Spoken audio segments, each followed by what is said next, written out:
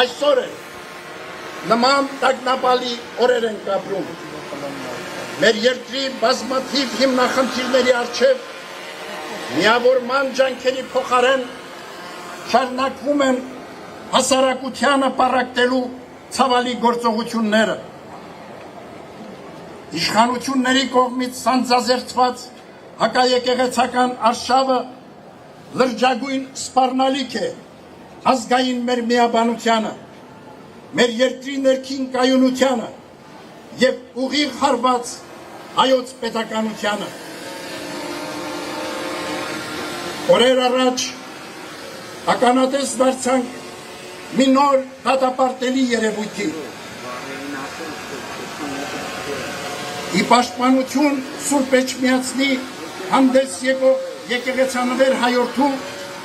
ազգային բարերար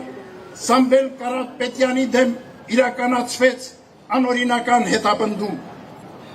Արդարև, ատելությամբ ու թշնամանքով բարիք չի ծնվի։ Բռնաճնշումներով երբեք երկիր չի կառուցվի։ Սպառնալիքի ու վախի մթնոլորտում արդարություն ու համերաշխություն չի հաստատվի։